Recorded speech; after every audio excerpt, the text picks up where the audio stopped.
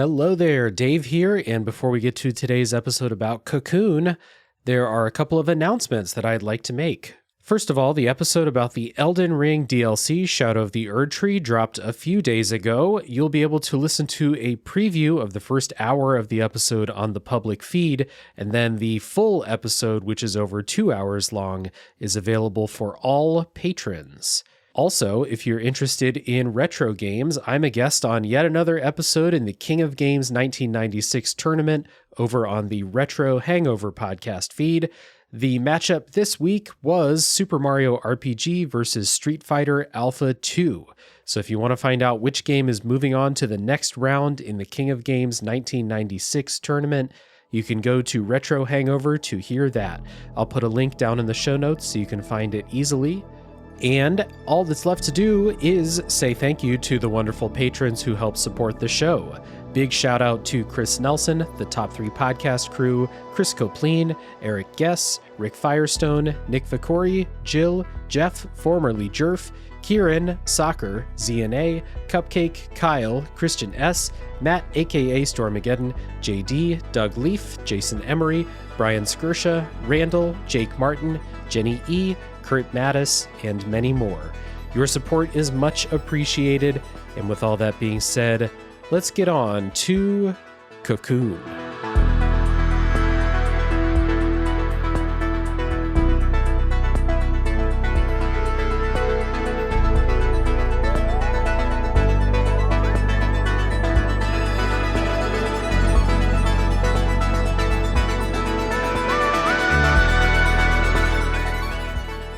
Hello everybody, my name is Dave Jackson, and you're listening to Tales from the Backlog. This is a video games deep dive review podcast where each week I'm joined by a guest to bring a game out of the backlog, play it, and discuss. My guest today is a friend of the show, one part of Pass the Controller, and he holds the entire world in his hands. Welcome, Brenden Groom. Thank you for having me. This is like a dream come true. I'm happy to be on the show. I'm looking forward to this. I love talking about indie games, and I love talking to, great like-minded people out there. Well, thank you, man. Yeah, I'm glad that we found a game that works for us and an indie game, since you were doing the good work championing indie games whenever you get the chance. So today we're going to talk about Cocoon, which is a puzzle game developed by Geometric Interactive and published by Annapurna Interactive. A lot of interactivity happening here for contemporary consoles and PC in 2023. And real quick, before we get into the game itself, I want to give a shout out. This game is on the podcast because it was a winner of a poll over on Patreon, and it was submitted for that poll by the great Matt, aka Stormageddon. So thank you, Matt, for submitting this game. I'm glad that we got the chance to play this game and talk about it here on the show. For the record, I don't thank you, Matt. That's fair. Yeah, they deserve it. I love you, Matt. Yeah. Okay. So if this is your first time listening to the show today, first of all, thank you for stopping by. This is how spoilers work on Tales from the Backlog. We are not going to spoil the story. And I say that especially with this game here, like it's kind of unspoilable in my opinion, unless you just say what happens at the end. The story is super abstracted, so the spoiler section in this episode is going to be pretty short.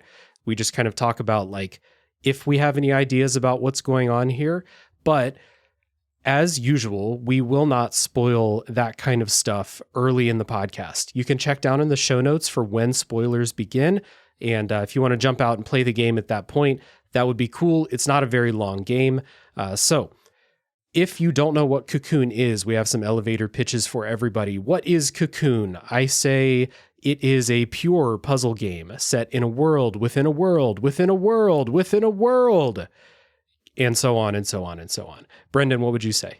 I would say that the worlds are stored in the balls. Fantastic.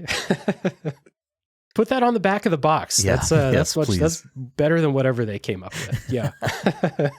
I played this on PC. It took me 4 hours to play. I beat this in 2 play settings. I could not stop playing it, but pretty short game. How about you? Does that sound right? It sounds about right for me. I played it on Xbox. It was on, I don't know if it's still on Game Pass, but it was on Game Pass. Oh, it is? Okay. Yeah. Well, then you have no excuse. If you have Game Pass, you should be checking this out. But I'd say it probably took me about the same, probably around 4 hours or so. Yeah, at least at the time of recording, it's on Game Pass. Who knows if you're listening in the future, if it's still there. Hopefully it is. It's a good one to just pick up and jump into because it is not very long. Mhm. So we always start out the podcast by talking about our histories with the game. Today, Cocoon. And this game has a certain pedigree also for the people who made it that I think appeals to a lot of people. So, Brenden, when did you first play Cocoon? What originally brought you to it? This one that was probably on my radar for a little bit whenever it got announced. I was trying to think if it was like shown off at like a Xbox like summer showcase or something first, or wherever it was first revealed. But knowing that it had come from some Playdead devs, that was kind of like okay, like it looked cool to begin with, but now I'm paying attention. I don't personally love Limbo's the first one. What's the second one called? I forget. Inside. I don't love Inside as much as I think most folks do, but I do love Limbo. So I was very excited to check this out. So I made sure that when it came out, I got my little grubby mitts on it as soon as I could. Yeah.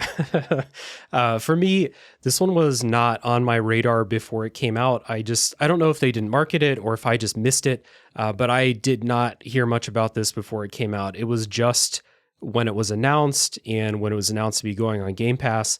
And then, like you said, when I heard that it was Minds from Playdead, because I'm a huge fan of Inside, and I think I played Limbo a little bit too late. Like, yeah. I recognize its importance in the history of indie games and the cinematic platformers and stuff, but I got to it a little bit late.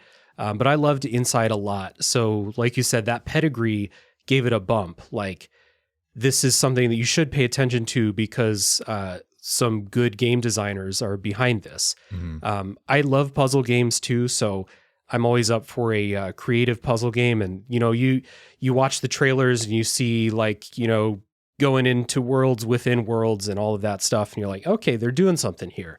But because I'm a gamer and this is what gamers do, I was like, that looks really fucking cool. And then I just didn't play it because there's just so many games to play. Of course, yeah. Well, there's Picross DS to play, so. Exactly. I'm on like hour 50 of Picross 3D, so. Oh, it's so good. I got a lot of stuff. I'm busy. So it was always in the backlog, and it's on Game Pass. Oddly, like having stuff on Game Pass, I don't know.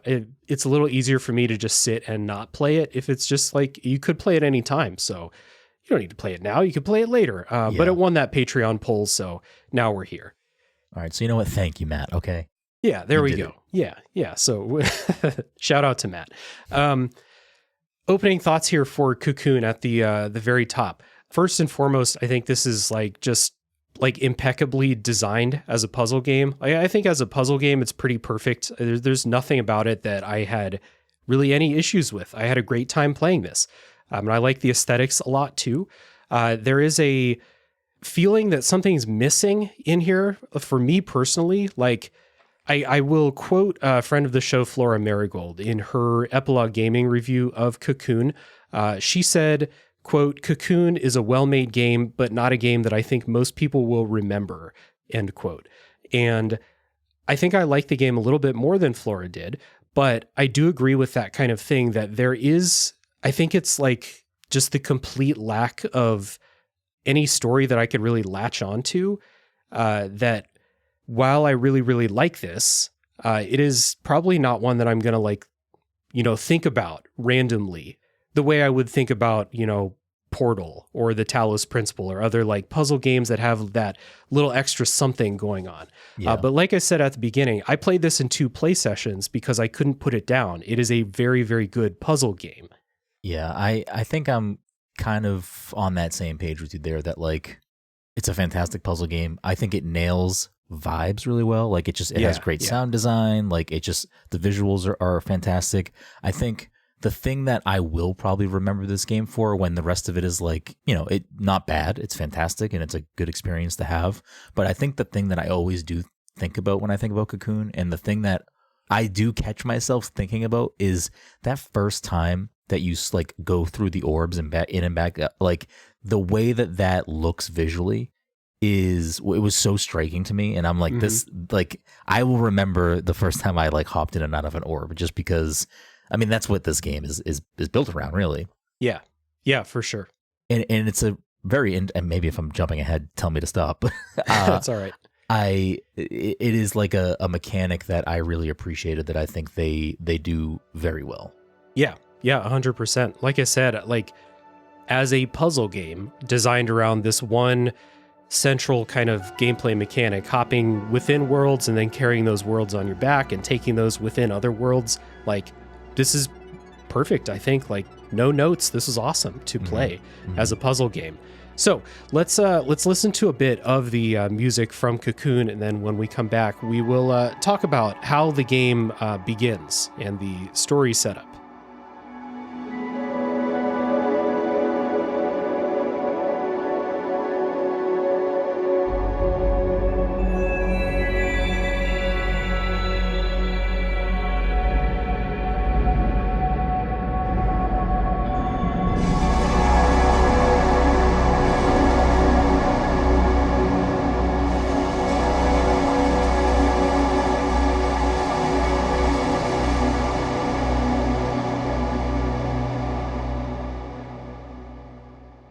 Cocoon begins as a light shoots down from the sky and it kind of hits down into the ground. You see the light kind of filter down and it activates a cocoon from which a little bug man dude character emerges. I got kind of like superhero vibes from this little character. It does a like one of those superhero landing poses at some point. And I was like, okay, yeah. I got you right there. That animation. That's like such the right way to come out of that initial like emergence too, is like when that character comes out, it's like, all right, the name of the game is Cocoon, and like this guy has wings and like maybe bug features, but maybe it's not a bug, maybe it's an alien. Like what is it? I don't know. Like that's like the right kind of like what's going on here. Yeah, exactly. Got, humanoid legs and arms and stuff like that. Just got some wings too. So after running around for a little while and you do the game's tutorial, you learn how stuff works, how to interact with the world. You find a glowing orange orb, an evil-looking butterfly thing. It turns to smoke and flies inside of that orange orb. You pick it up and then you are off. It's not really a game where you have a lot of choices for what to do. So it's like you pick this orb up. You're like, I don't know what I'm doing with this thing, but I'm taking it with me now because that's what I have to do. So we'll get into that puzzle design here in a bit, but I do want to kind of talk about this game's approach to narrative, because earlier I said that there was not anything that really like hooked me or allowed me to like latch on to any kind of story or anything like that. But that doesn't mean that there is no narrative happening here. There is a story, but it's super, super abstracted. There's no words in the game outside of the menus. Everything is wordless tutorials, all of that stuff, which is really good, really elegantly designed. But that leaves all storytelling to be environmental or trying to guess like, okay, there's this boss fight. What is its story relevance? And then the ending and stuff like that. So it's very clear that like there is a story that they have in mind, but it's so abstracted and so told environmentally and like very sparsely too, that I came out of this game being like, wow, the ending was pretty cool. I don't know what the fuck just happened here though.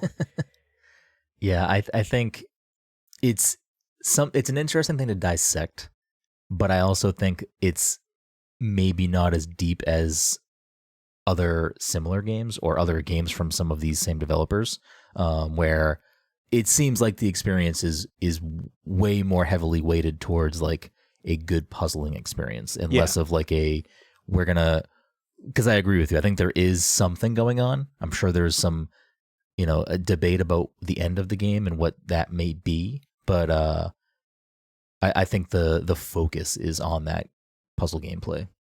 Yeah. And that's, going to be the way that I remember this game. I will remember the ending because it's really striking when it happens and you see the results of what you've been doing and what that actually meant from a story perspective.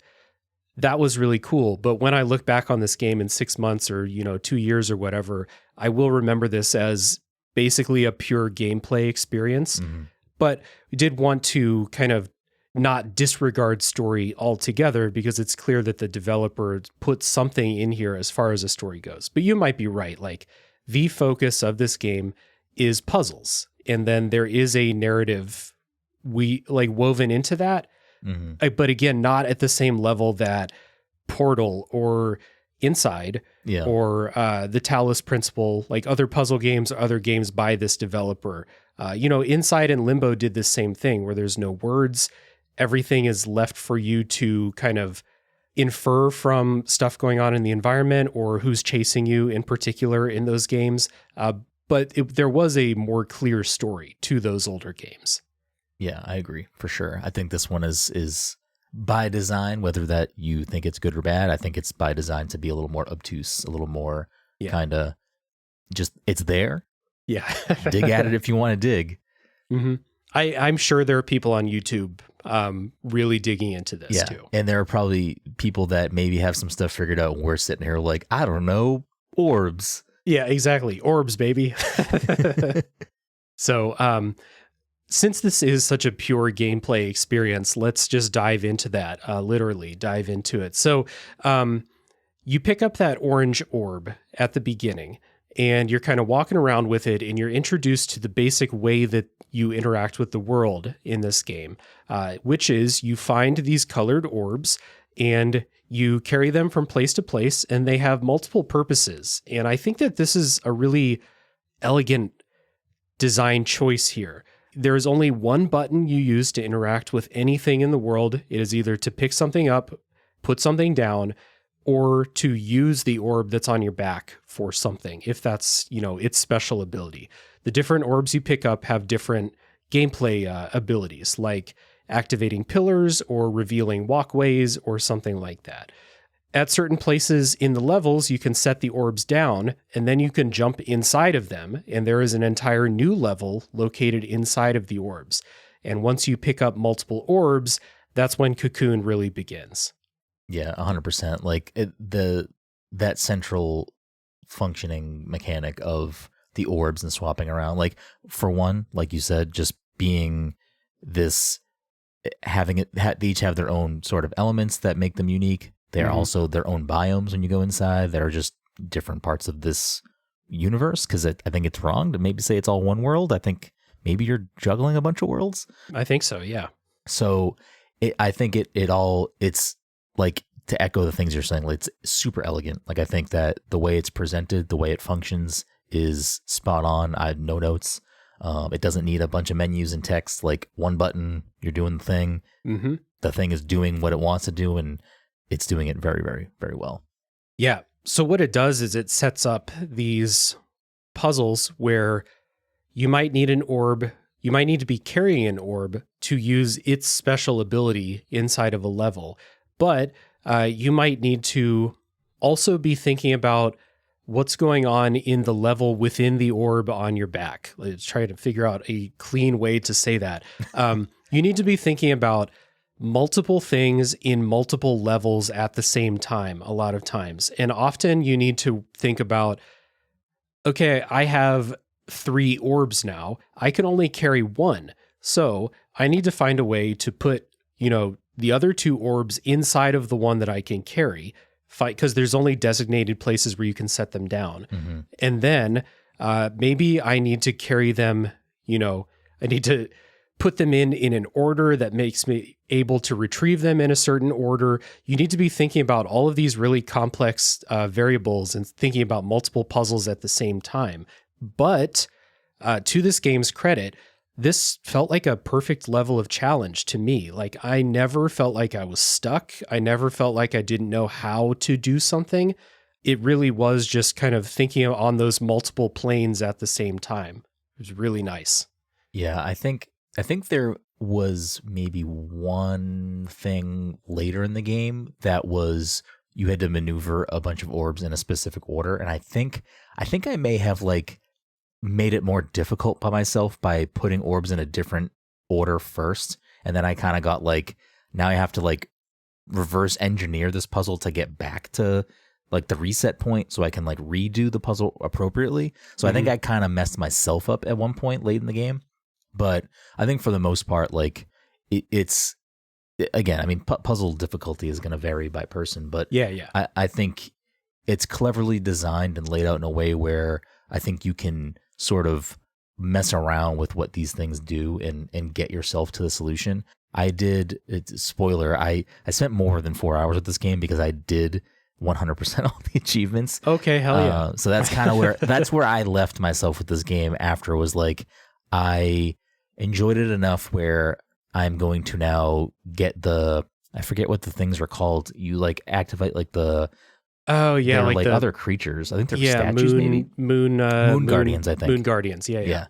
So I think those were the things I was missing. A few of those. So I was like hunting for those, and some of those puzzles could be a little more challenging to kind of figure out what you need to do and whatever. So if you're looking for like a deeper challenge, if the game isn't super challenging for you, that might be the thing that if you want to spend more time with this game. But I probably only spent like another hour, maybe 2 max. Like I wasn't in this game for 10 hours. Right. Yeah. There are those extra things that you can do if you explore a lot, because those things are hidden. You have to find those in the first place to do those extra puzzles.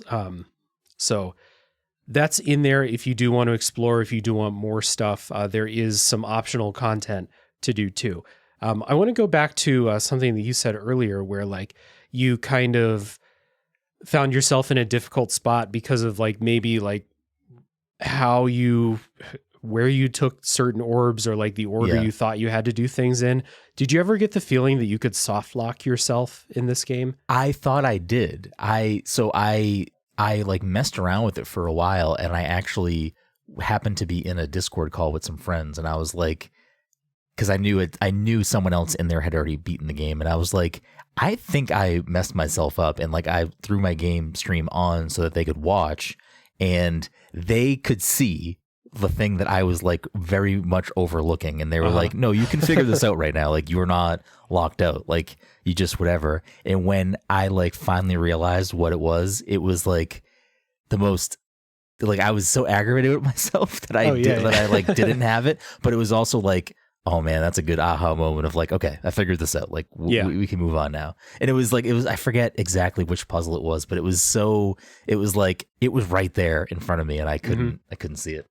Yeah, that happens to me very often in puzzle games. Like Cocoon is the rare one where I didn't find myself in a situation like that. I had to look up solutions to puzzles in Portal. You know, it's just a thing with just a thing in puzzle games. Like everyone's going to, I think, get to that point sometimes where you're like, what the fuck am I supposed to do? And like literally anyone could walk in the room and be like, dude, it's right there. And it's in front of your face. Yeah, exactly. So yeah, everyone has that experience with puzzle games sometimes.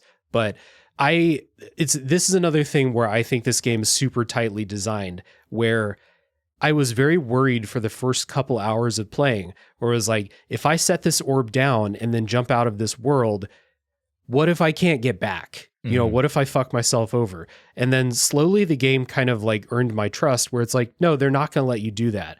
And once I kind of figured that out, I was very cool with like, you can pretty much just leave anything anywhere. Yeah. If the game wants to like stop you from going back to a place, it will not let you go back there in any way. So like, you can't really soft lock yourself, I think. It really felt like they thought of everything, and they play tested the hell out of this game.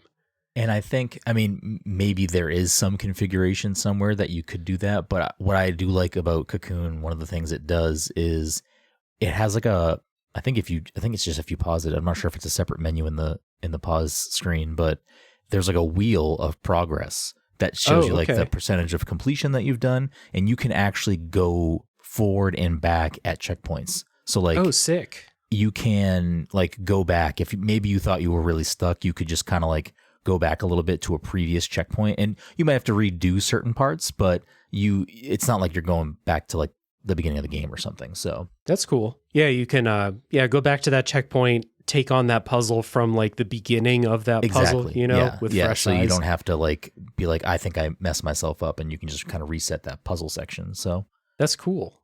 You know how engrossed I was when playing this? I didn't pause the game, except for the one time I paused it to turn it off. Yeah, I would argue that's one of the best recommendation or like Yeah, glowing exactly. things to say about it. Yeah. I don't know if I use that often. I mean, I definitely used it after the fact when I finished the game because you can kind of skip around to go find the Moon Guardians you're missing. Yeah, yeah. But it was a good little. I liked that ability was there. It was, I think, probably a safeguard in case someone maybe soft locked themselves or thought they did to be able to kind of like reset the puzzles. Yeah, yeah, that's pretty good. And they do all of this, you know, kind of giving me that trust that I can't soft lock myself. I will be fine no matter what happens if I, you know, put the orb down and then I walk somewhere and suddenly I can't get back to where the orb is. It's fine. The game like earned my trust in that way without really having any text or what I would call hand holding or anything like that. Like it is, at the end of the day, it's 100% on you to figure out what to do. But they designed it in a way that you can't, you know, screw yourself over. So it's really, really impressive. The first time that I don't remember what puzzle kind of pushes you in that direction, but the first time that I took an orb into another orb was like I was like, oh, this game is cooking. Like this game is knows what it's trying to do, and I'm all for it because that was like I didn't expect that to be a thing, and then it's like then you're just stacking that the rest of the game. Yeah. Yeah, you played it on release, so I think that you could have like gone into that fresh. Like I knew about that was a thing that you do in this game before I played it. Oh, okay. So it could have absolutely been in like the marketing before, and I was just not paying attention to that marketing. Yeah, that's fair. Yeah.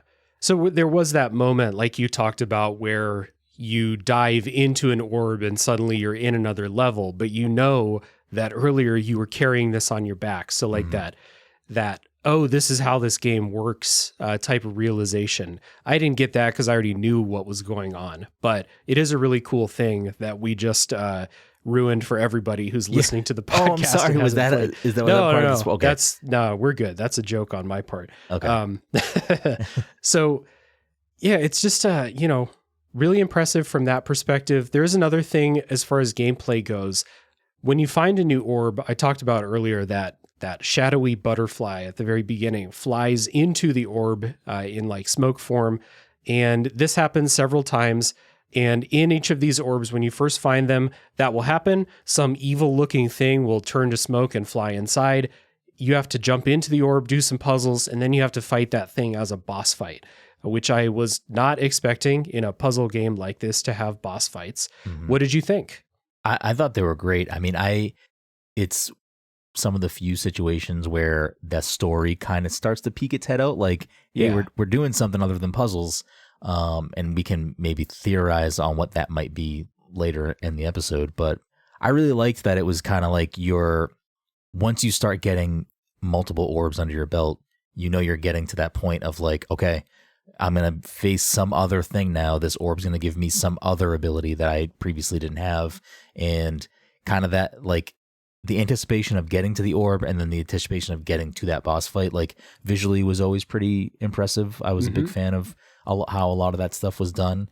And those are some of my favorite moments, I think, too, just from like this game's lack of, but like cinematic moments where it's like you kind of have this little moment of reprieve of, you know, not sure exactly what's going to happen next, like a little bit of wonder. I was a fan of how that stuff was done. The boss fights do mix it up because they're not puzzles. I mean, they're puzzly boss fights. You have to figure out how to damage them and things like that. Yeah. Like, you don't have a weapon in this game. There's no other combat whatsoever in the rest of this. It's all puzzles. So the boss fights are kind of mix-ups. And I thought they're pretty well designed for a game that doesn't have combat other than these. And these are not always, you know, combat in the way that you might think of them. You don't like run over and punch the bosses or something like that. Like you're doing environmental stuff. Yeah. But you do have to figure out how to damage them. The one thing that did kind of get old as you figure out how to damage the boss and then you know, maybe go through more tries trying to execute it, is they are one hit fail, basically. You can't die in this game, but what can happen is if the boss touches you or hits you, they will pick you up and throw you out of the world that they exist in, which is very cool visually. Yeah. The first time that happened, I was like, whoa. Yeah, it's really cool. But what that means in gameplay is you have to run back to the boss arena. It's not that long, but it is long enough where you might stew a little bit on like, okay, what am I supposed to do now? And there were a couple bosses that took me, maybe 10 tries as I tried to do the boss fight perfectly over the course of, several minutes. These being one hit kind of sucked. That they maybe if they like hit you and you were dazed and then like they would like walk over to you and then pick you up and toss you out, but it's an immediate throwing you out of the ring. Yeah, there was one boss fight in particular. I don't, it's probably maybe midway in the game. I think it's like it's coming up and out of the ground, right? And you're in like a circular arena. Mm-hmm. I feel like that was probably the boss that dumped me out of the world the most. Because you're right, that is sort of an aggravating part of this game where it's like it's not a combat focused game. There are other enemies at certain points that can halt your puzzle progress and like do things to you, but you're not like in the worlds, slashing at things and doing stuff like that. So for the game's levels designed to have enemies that are built around like resetting your puzzle or making you have to backtrack to go restart a beginning portion of this puzzle section, to have it finish with a boss fight that does that to you sort of immediately can be a little aggravating, I think. It's you don't have to like solve any puzzles to get back to the boss, thankfully. Like you get a checkpoint right in front of the boss arena. That would make it that would be brutal. Yeah. That would be something that like they wouldn't probably even try. They would just like, no, that's dumb. So they didn't do that, but you do have to run back into the boss arena and start the boss fight over from the beginning every time. And there's a couple that are fairly long, as again, non-combat focused game, and you have to play perfectly. Not a huge deal. Like at the end of the day, they're not that difficult once you figure them out, but they do have multiple phases. They have new attacks that get introduced. So that will mean getting tossed out from time to time.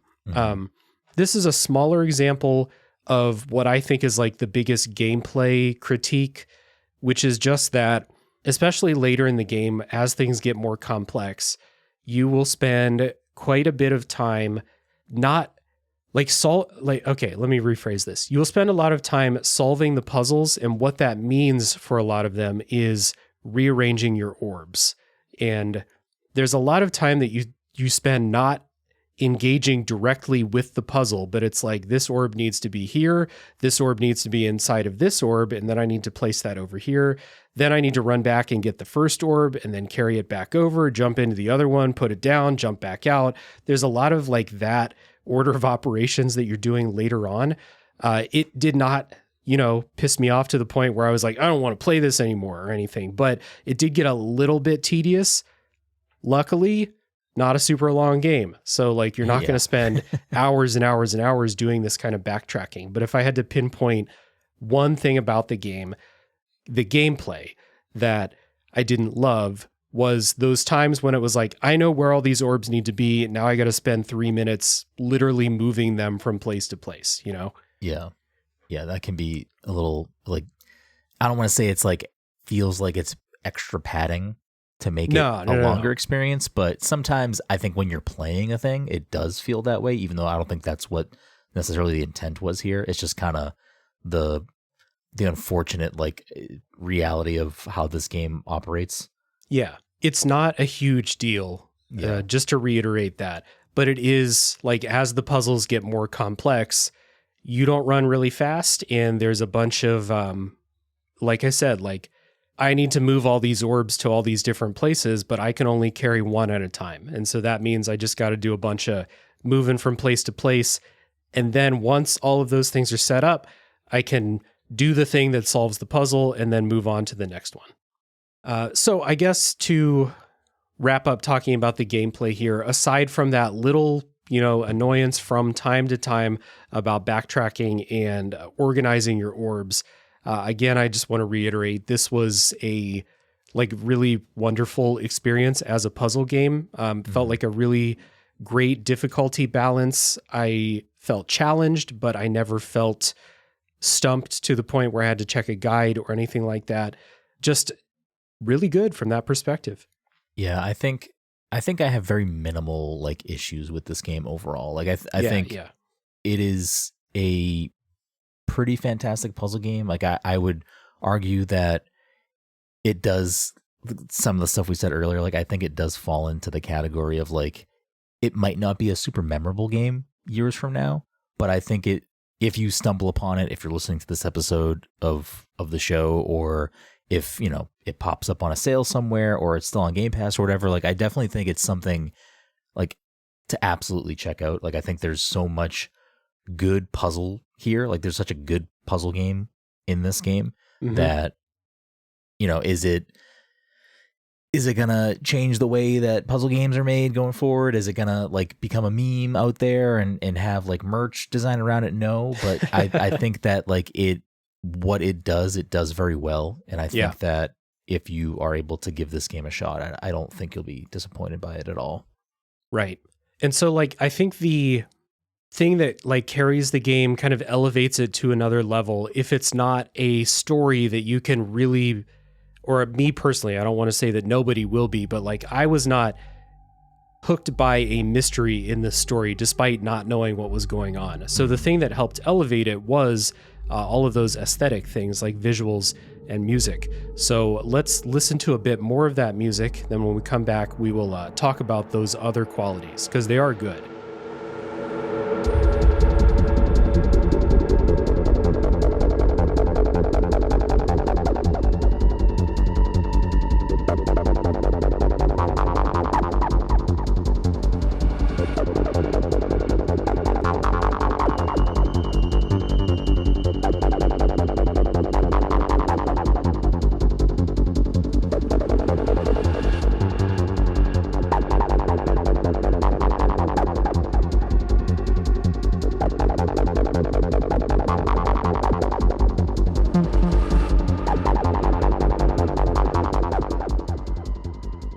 Visually, Cocoon, I would say, is number one, alien looking. I'm not sure if I mentioned this in the story portion, but this is very clearly not Earth or something like that. This is an alien environment. So the visuals are suitably alien. The first planet that you're on is kind of like a desert type planet, but it doesn't look like anything on Earth. And then the other areas that you go into, there is a kind of swampy level. There is a very like metallic sci-fi space station, or just, you know, maybe not space station, maybe just fucking alien rocks and stuff like that looking level. They're all really colorful and distinct from each other, and very clean visually as well too. Looks good.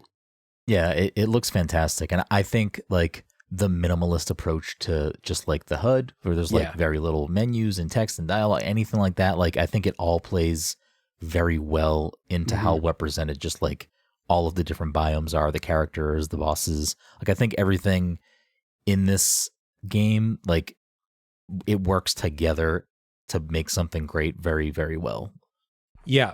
All of the environments, I think the key thing is they are distinct from each other. So you're going into worlds within worlds and stuff like that, but you're never confused about where you are. And when you carry an orb on your back, if that orb has another orb inside of it, you get a visual indicator of all of that. So you never lose track of where things are. That stuff is really, really well done. And you're right, like that minimalist design gives you that kind of flavor of the places that you're in, but will never confuse you about what you should be doing in the levels. Like all your puzzle stuff is very clearly defined from the rest of those levels that you're in. Yeah. And I don't want to, I haven't played this since it came out, but I'm pretty sure that all of the different worlds, all the different orbs that you go into are all like very distinct color palettes too. So yeah, like, they are. Yeah. Yeah. So it would be hard to like, it's very, you know where you are just based off of like the colors and stuff, which I think is just another smart, like we're not holding your hand, but we're being very like clear with what you're doing. And, It's like removing layers of, I want to say confusion, but like making it easier to digest something like this right away. Like while you're getting just the immediate, like, hey, you're in the swampland, so it's like green and blue, and like you know where you are. Yeah. I think those things are extremely helpful, and probably, I mean, I don't know, I'm not like a puzzle scientist, but maybe those types of things, like removing additional things to have to like think about even in the background, maybe that makes puzzle solving just like a better experience, because you're not like trying to digest so many different little things at once. It's just like, here I am. Yeah, like you're exactly right. Like when I think about some of those other puzzle games that I mentioned, like Portal and the Talos Principle, there's more environmental detail and there's more things that you think you might be able to interact with in those games. So part of those puzzles is figuring out, where do I need to go? What do I need to interact with? Whereas in Cocoon, you go into a new room and you're like, oh, these are the exact things I need to do. I just need to figure out how to do them. Yeah. If there is something that looks like you can interact with it in Cocoon, you can and you should. And that's a clear, like, visual choice that they made. Yeah. There were, I know we're on to like visuals and music, but there were, I don't think we talked about them. There were like different puzzles that utilized sort of like background elements. Oh, yeah. Thanks for bringing these up. Yeah, like I kind of forgot all about that until we just started talking about this. But I liked a lot of those puzzles just because they were not, they were spread throughout the game. There weren't a bunch of them. There were like, some of them may have even been optional. They might have been for like Moon Guardian stuff, but there were definitely at least a few that were part of the main path that you needed to travel. And like, they were just nice little mix-ups that work really well. And it kind of plays into that, like in a highly detailed like game, some of that stuff might have been harder to like work with, but because of the way this game is presented, I think it ties back into visual and music. For sure. Like, I think it works really well because it's like, it's not like they're just big, icons and designs on the screen that you can immediately see. But if you're spending time in this area because you're trying to figure out that there's clearly a puzzle here, you might notice that there's a reflection in the water or whatever it may be that is going to kind of give you the breadcrumb to continue to like noodle around in that section. And I appreciated those puzzles. I thought they were like a nice little mix up from a lot of what the other orb jumping stuff was. Yeah, the main bread and butter puzzles of Cocoon are interacting with the environment and then doing those, world within a world type of puzzles. These ones you're talking about are environmental, like noticing things in the environment. So that clean design, other than that, makes those really easy. Like once you figure out, oh, it's one of these, I got to look around, see what kind of stands out in the environment. You already know that there's no detail that's going to be super distracting that's not relevant to what you're trying to do. So those, once you figure those out, you might have to take a minute looking around being like, okay, where is it? But once you find it, you'll be like, okay, there's the one and there's another and there's another one. And then you're off. Yeah. Yeah. Good stuff. Yeah. Those were good puzzles. Yeah.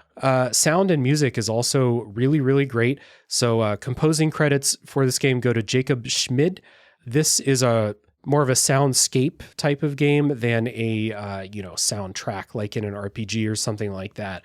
But you're in this alien type of world and you have a very alien sounding soundscape that I thought was really nice. Yeah. I think the package of Cocoon is all like every aspect of it kind of excels really well in what they're doing. Fantastic puzzles, fantastic visuals, and the sound design and music right up there with that. Like it sets the tone, it sets kind of the mood for everything. And I feel like it always kind of kept me, especially in a game where it's like there's not a lot of story, there's no dialogue, there's no text. You are invested in these other elements, and I think the music is just as strong as the other elements in this game. Yeah, for sure. Did you play Thumper by any chance? I am embarrassed to say I haven't. I am familiar with it. I'm pretty sure I have it downloaded on something, at least one thing. And I love rhythm games. There's no reason why I shouldn't have played Thumper at this point. So okay, gotcha.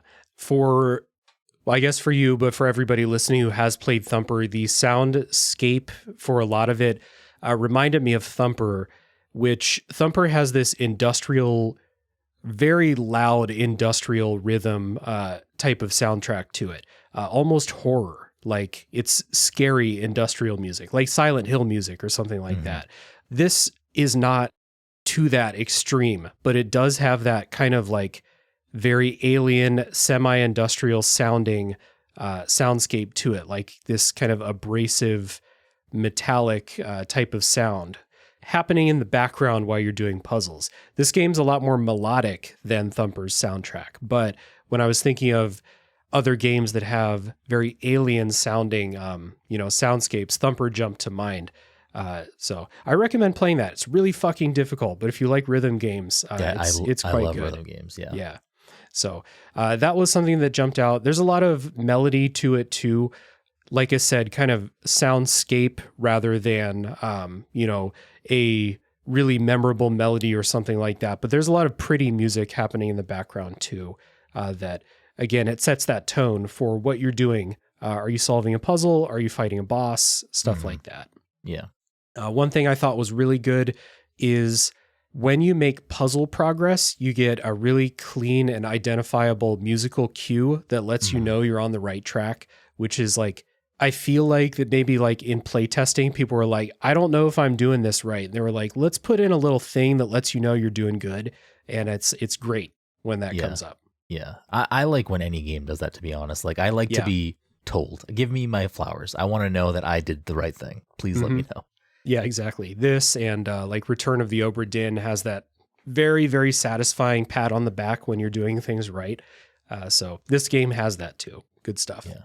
Especially, I'll say it's important probably to include an element like that in this game because, again, we've kind of talked about a lot at this point. Like, it is such a design-wise, like, minimalist. So having, like, that musical cue to let the player know that, like, hey, there's not going to be a little pop-up. There's no little character that's like, hey, you did a great. It's nope. Yeah. Here is that. You got it. It's this thing.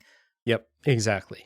So all told, I think kind of like you said, the puzzles are really, really enjoyable from that, gameplay perspective. But if you're not jumping on with a story, then you can at least have the experience be elevated by the vibes, which I think you talked about in our kind of opening thoughts. And the visuals and the music go a long way to kind of creating that atmosphere that, again, if you're not going to be super, super curious about the story, that is going to do a lot of work for you too. So it's all good stuff. Yeah, for sure.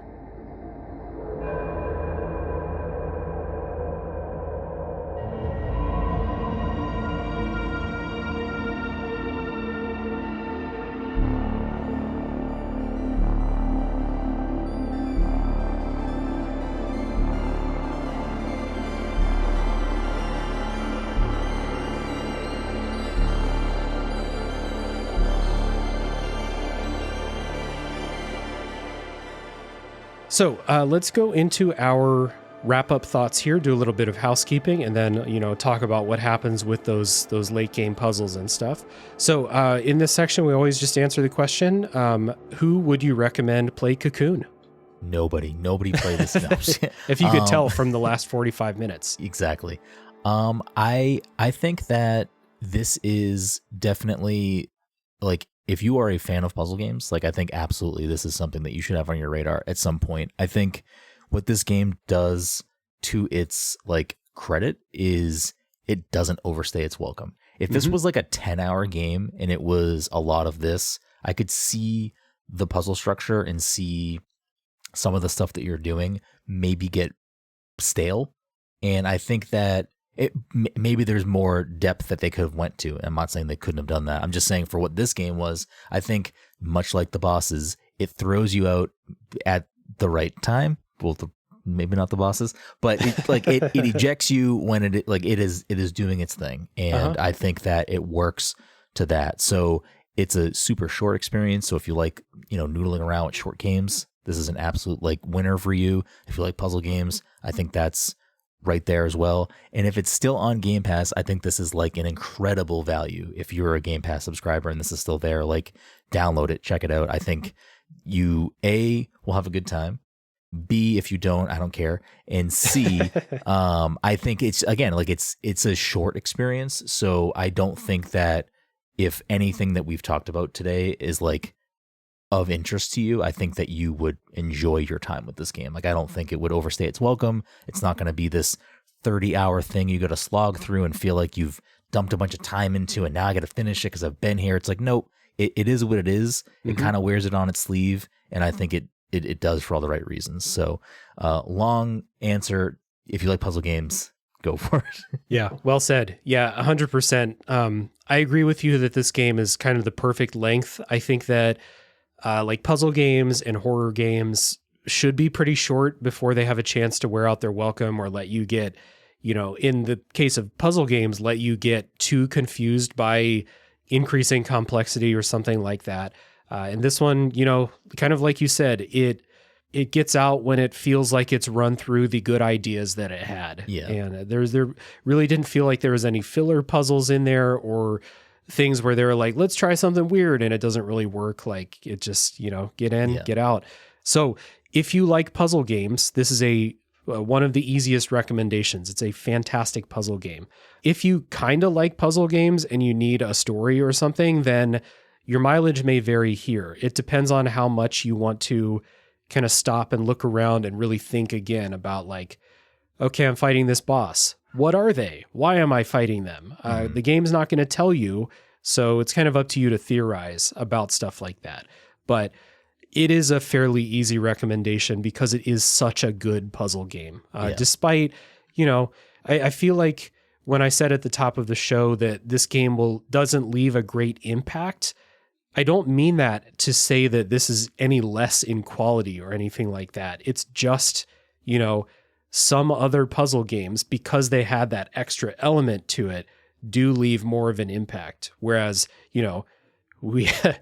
if this game is just one of the best puzzle games I've ever played, that's pretty fucking good. So exactly. You can't complain that much. So maybe that sounded harsher than I actually meant it at the beginning of the show. But this is a very good game. So easy recommend, especially, again, if you have Game Pass. You can go play that quote for free.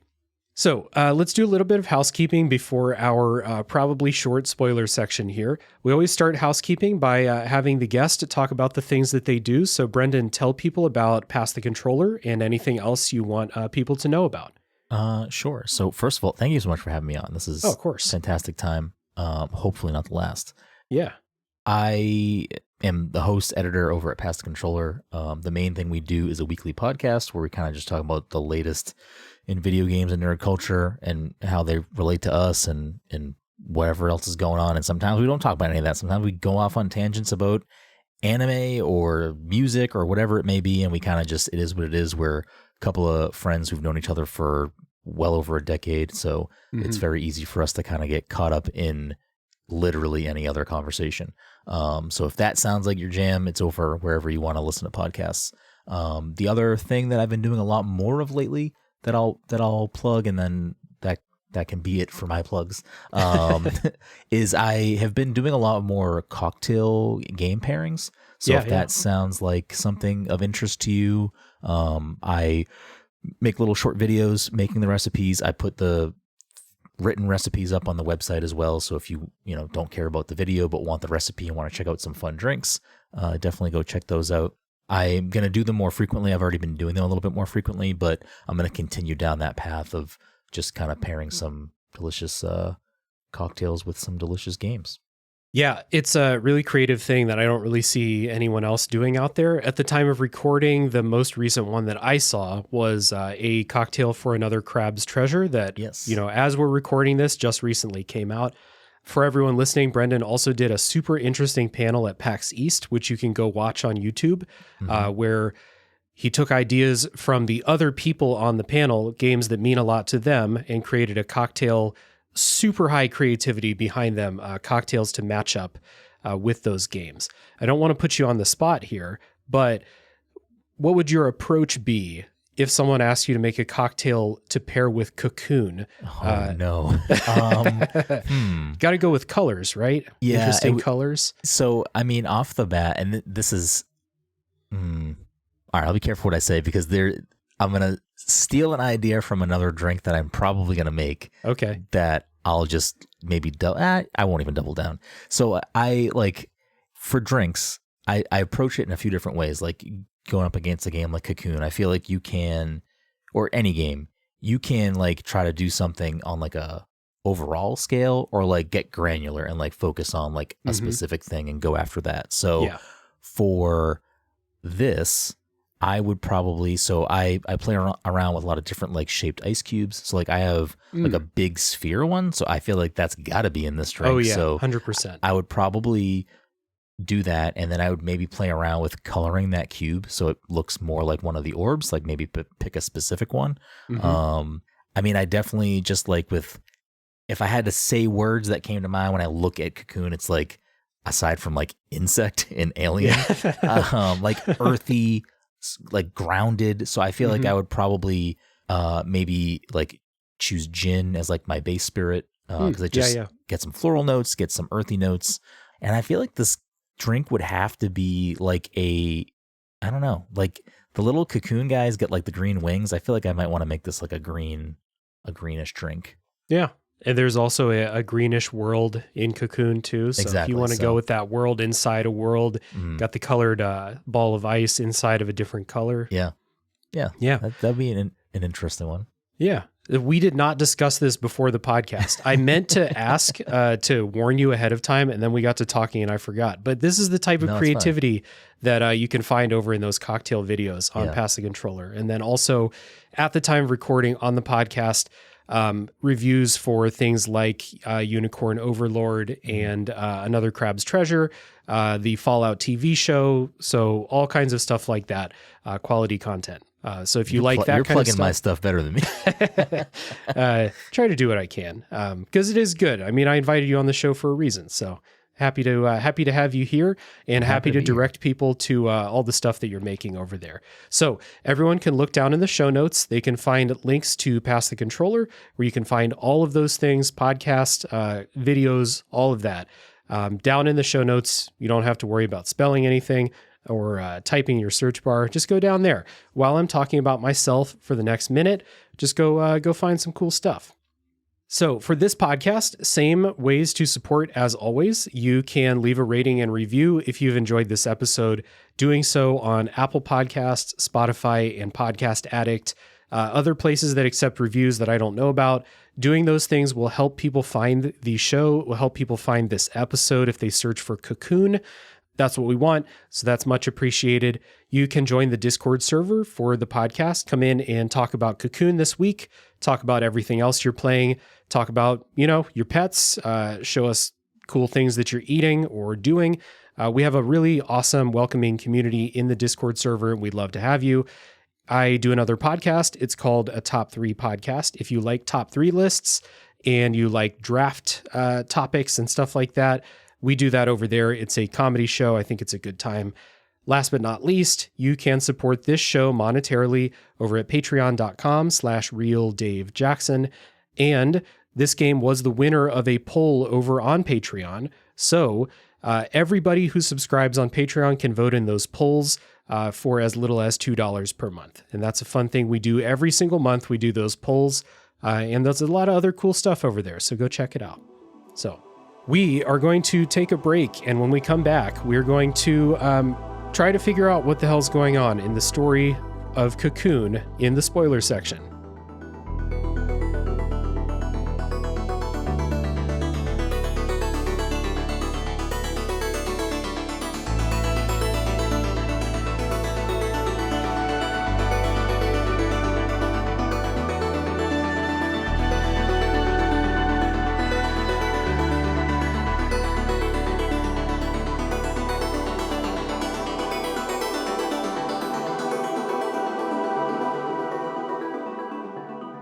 All right, Brenden and I are back, and we are talking full spoilers for Cocoon.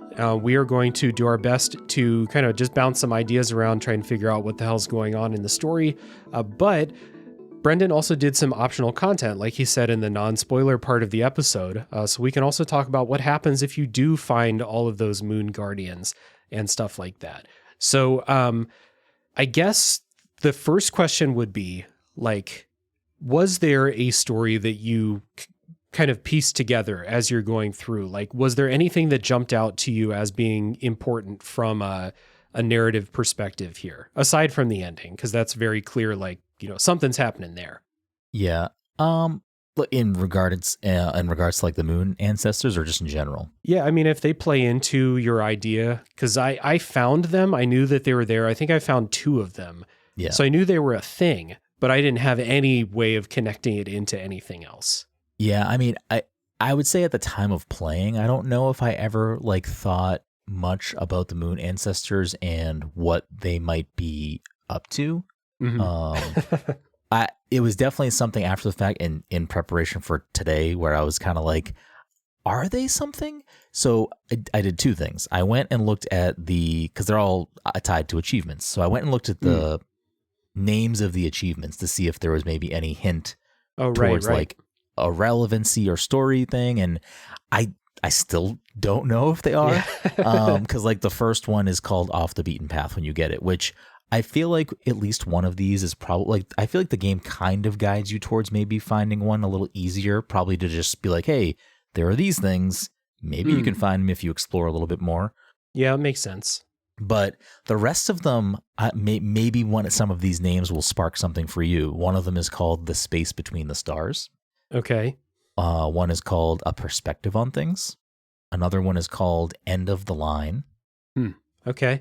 The next one, who knows? Conduit. Mariner's Branch. Okay. Mesh Network. Cryptographer.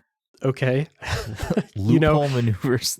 As you were reading those off, after about 2 of them, I was like, oh, okay, you get a little something going on. And as you kept going, I was like, nope, it doesn't make any sense to me. Nope. So I won't read the rest of them, but there is one more that maybe is like tongue-in-cheek or maybe pointed at us right now specifically for trying to dissect the story of this game. It's just called Skin Deep. So like maybe it just isn't. Maybe there is nothing deeper here, or maybe there is and they're just, poking fun. Yeah. The one thing that jumped out to me as like something that could kind of unite different things throughout the game is that there is no way to die in this game. Even the bosses don't try to kill you. They just try to throw you out of their world. Like, if you want to ascribe any kind of intelligence to them, they know that you can come back. They're just throwing you out. Yeah. You have to come back in and try again, especially with that big one later on where it switches to like that side on, like shoot 'em up type of view, and you shoot the laser at it and it bounces back and you have to do the Zelda thing and bounce the laser back at it a bunch of times. Even that one's not trying to kill you. So if there is something that like I think would unite all of these things for me, it's the fact that nothing in this game is actually trying to kill you, and everything seems fine with you coming back for more at any point, and then I guess we can talk about like the regular ending where your character goes through all of these things. By defeating that big monster and doing the final puzzle, your character gets these much bigger wings and rises up out of the orb, and you kind of see the birth of a solar system happen. The orbs you were carrying are now planets, and your character is like massive, like looming over them. Like if these are planets, then your character is like the god of this solar system or something like that. So I heard a theory that this is a test or a trial of some kind, which would make sense, being that nothing in the game is actually trying to kill you. They're just trying to test you in a way. And I think if anything makes sense to me, it's that. Yeah, I actually like that a lot. And I'm now watching some of the like sections where you interact with the moon ancestors, and revisiting this now visually, I'm seeing that they're like maybe the moon ancestors are like guardians of these orbs, because they all have orbs when you release them and they leave. Okay. And I wonder if like these are the previous your character, like the whatever it is that your character is trying to do, like prove themselves for. I wonder if it's like in order to become a moon ancestor at some point. Yeah, it could be. Like, this game clearly set up this like world within a world within a world, and there's always something bigger. So even at the end, when you see your character be there for the creation of a solar system, it actually does at the end. It zooms out one more time and it shows all of that, your character looming over these planets inside of a bigger sphere. Mhm. And so there doesn't seem to be an upper limit to how far this can go. So then that would make sense. Like if your character is there for the creation of a solar system and then rules over it and then stands as a guardian, and if there's a bigger scale version of this later, that's kind of what this whole game is about. Like there's always something at the higher scope, you know? Yeah. Trying to dissect this moon ancestor thing was a mistake, because now I'm thinking about this too much. And like now I'm wondering, like they all have to seem to have orbs when you wake them up. What worlds are they hiding? Why are they hiding these worlds? Why are they hidden? What are in those worlds? Like what is there is clearly something like story-wise. Like it's very clearly like not the, I don't want to say not the focus. It's just I think they wanted to make this puzzle game that was its thing. And if you really want to like sit here and read achievement descriptions and like look for these things, maybe you can piece some stuff together. But I actually really like the trial, like that your character is trying to prove themselves. Yeah, it makes sense. And it would also make sense that there are many others like your character that have succeeded, and now maybe they're the Moon Guardians. And if you can always go bigger in scope, universes within universes within universes, then you can go smaller too. So that, you know, if the Moon Guardians are holding an orb, there could be an entire universe inside of there too. I wonder if they're failed. Like it that's could be. why they're like statues. That's why they're there. They were not able to pass the trial. That's and also true. And you are like releasing them from that.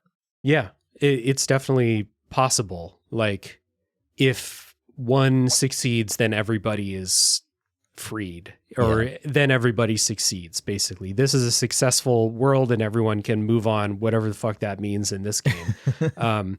But I do kind of agree with you that, like, I think it's pretty clear when designing this, the story was not the main focus. The main focus was puzzles. And then they created this really cryptic story that fits in with the way the puzzles work. The puzzles are all built around this world within a world type of thing. So then they created this, you know, obfuscated story that fits with that. And taking it out to like this huge cosmic scope really fits in with that as well. So I think that's pretty cool. This is just what I saw though. There is an extra ending if you do all the Moon Guardian stuff. And I either forgot to watch it on YouTube or I watched it and then forgot to write notes about it, and we're recording. So that means I do not remember it. So do you remember anything about the secret ending? No, I mean, I definitely got it because I did all of the Moon ancestors. All right. Well, let's watch it real quick. Let's just see what happens. It's 30 seconds long, so I will go ahead and watch this. All right. This is not helpful. It shows a bunch of creatures seemingly with their own solar systems in their own orbs, flying through space. Yeah. And then they warp hyperdrive out into the distance. It looks like they're going towards another, like, I don't know, maybe your character is trying to revive this galaxy. It could be. And in order to do that, they need to like awaken all of these Moon ancestors to then go take their orbs to other galaxies to wake those galaxies up. Oh, okay. Were those things flying with those orbs the Moon ancestors? Yeah, because the Moon ancestors colorized and stuff. I'm just assuming they are. So when you interact with the Moon ancestors, they wake up and like they look like similar like bug type creatures to you, but they all look different. They don't look like you. And then they just fly away. Like they just fly away, right? With their orb. Yeah. So they all have orbs with them when you wake them up. Okay. So this ending would be the Moon ancestors are flying out through space. the orbs they're carrying on their back have planets and solar systems inside of them. So, it seems like this is just how space and the universe is constructed in the world and story of Cocoon. So you freeing them is allowing them to go out and do their thing, whatever this is. I don't know. I don't know what the purpose of this is other than to build the universe, I guess. But just pretty fun taking it again, higher and higher and higher scale. And that thing at the last frame of the secret ending does look like your character is in there. So I don't know. Maybe they're coming to help out. Who knows? Oh, okay. Maybe. Yeah. I wonder. Yeah. I don't know. I mean, if they want to make more Cocoon games, they got it right here. There's plenty of galaxies to do puzzles in. Oh yeah, exactly. Yeah. I think I would be surprised. Actually, I don't know. Maybe I wouldn't be surprised. I was going to say I wouldn't be surprised if they made a sequel, but this, they didn't do Limbo 2 or Inside 2 or anything like that. So who knows? They could always make something in this universe. There's clearly plenty of quote unquote universes in there to mess around in. Mm-hmm. Yeah, for sure. I would take another Cocoon game just with different puzzle, different world and ability gimmicks. This game has the one where you can jump up through pillars. It has the one that makes platforms appear so you can walk on them. Mm-hmm. Make 5 new of those and make a new Cocoon game with the same jumping around in and out of orbs and stuff like that. I'd be there for that. Yeah, I'd be down with that. I feel like there's definitely a wealth of things to build around that. Keep the core orb mechanic as this is what it's kind of built around. And then here are all these new orbs from these moon ancestors that have different abilities attached to them and in turn different biomes. And there you go.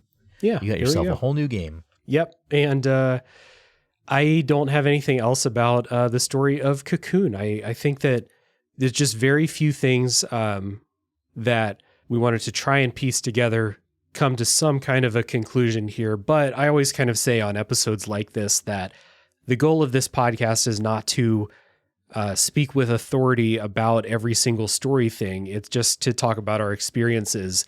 And sometimes that means really digging into the story and speaking with as much authority as we can, like I did in the Xenogears episode that came out today. We spent a ton of time on the story in that game. But for Cocoon, I feel like a lot of people are going to play this. The experience is going to wash over them.